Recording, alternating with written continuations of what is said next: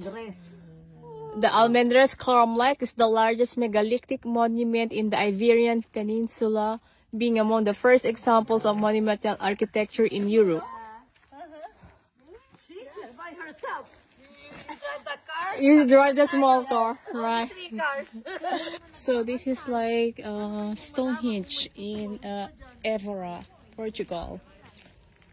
It's about 7,000 years old. These stones. Magpicture na tayo dito, mas maganda, wala laki ba to? Wow, it's really old. Oh,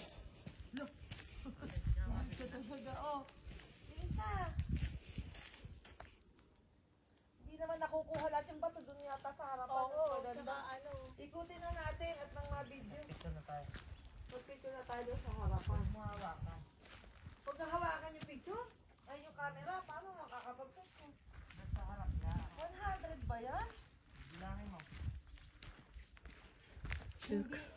Look how old. Hindi naman ganyan yung ano ng olive eh. Look how old these stones.